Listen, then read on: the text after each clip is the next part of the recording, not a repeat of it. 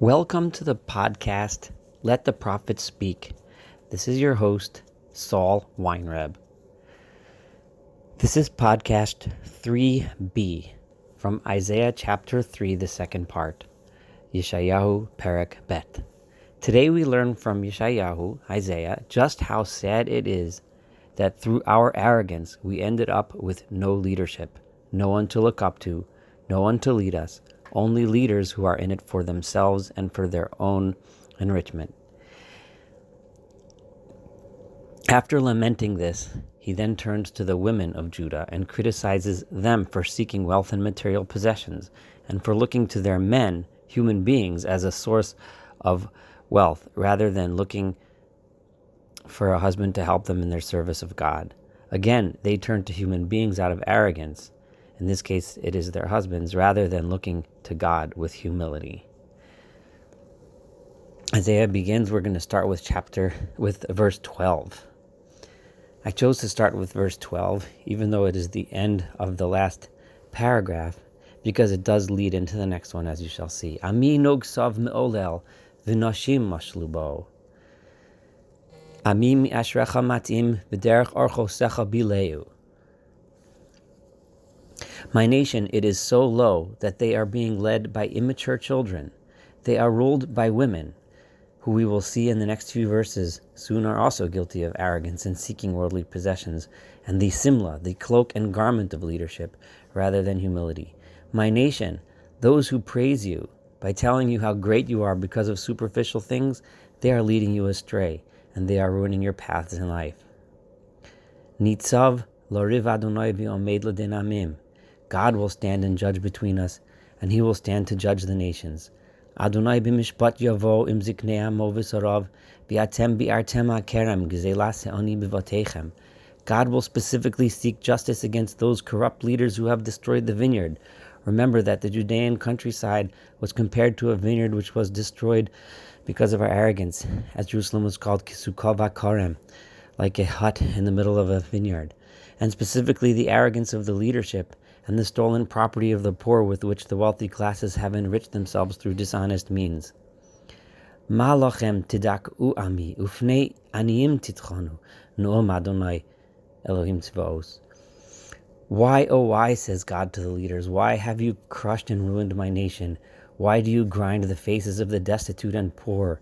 So cries God out in sadness. Isaiah then turns to the women and says as follows, Vayomer Adonai ya'an ki gavhu benos Tzion vatelachno netuyot garon umisakrot einayim haloch v'tafof telachno over ragleim ta'akasna. God turns to the women, those who one would hope would have more compassion on the poor, but no, the daughters of Zion have been haughty as well. God says you walk with your necks in the air, staring at others that are less fortunate with contempt, making noise as you walk as if to announce your arrival. V'sipach Adonai kadkod benot Tzion v'Adonai poteni oreh. God will knock you over the head and lay bare your nakedness. Bayom hahu yasir Adonai et tiferet ha'achasim v'hashvisim v'hasaronim. God will remove the trappings of your arrogance. And he lists their fancy possessions, which are a symbol of arrogance and pride. The pride that comes with your anklets and fillets and crescents. Hanitifot v'hasherot v'hara'alot, the pendants and the bracelets and the veils. Ha'pe'erim v'hatza'adot v'hakishurim u'botei ha'nefesh v'halichashim. The headbands and the armlets and the sashes and the amulets. Hatabaot, the rings v'nizme'af and the nose ring. Hamachlatzot v'hamatafot v'hamitbachot v'hacharitim, the aprons and the mantlets and the fancy dresses and cloaks. V'hagelinim v'hasidinim v'hatzinifot v'harididim. V'yotachat bose mak yeh, v'tachat chagora nikpa, v'tachat ma'aseh miksha korcha, v'tachat petigil machgoretzak, tachat yofi. It shall come to pass that instead of the sweet spices there will be rottenness, instead of the fancy skirts there will be rags, instead of beautiful hair there will be baldness. Mitayich b'cherev yipolu u'gvratech b'milchama. Your men whom you've relied upon shall fall by the sword, and the mighty people will fall in war. V'anu v'avlu pesachah v'nikatol haaretz teshev. And her gates of your towns will lament and mourn, and you will sit bereft upon the ground. The last verse, according to Jewish tradition, is the first verse in chapter 4.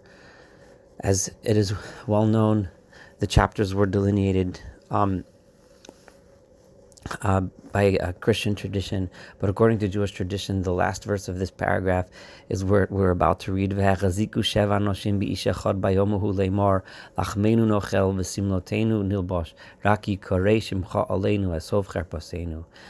Even on that day, the women will look to a man and say, 7 women will take hold of one man and say, we will eat our own food and wear our own clothes. You don't need to support us, but let us look to you for pride. Take away our disgrace. Let us just be called by your name. Even on that day, they will still look to a man, to a human being, to take away their disgrace.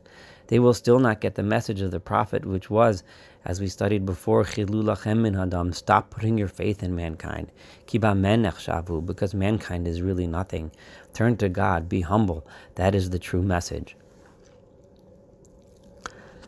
This is the end of chapter 3. Thank you so much for listening to this podcast, and please join us for our next podcast, which will be chapter 4a.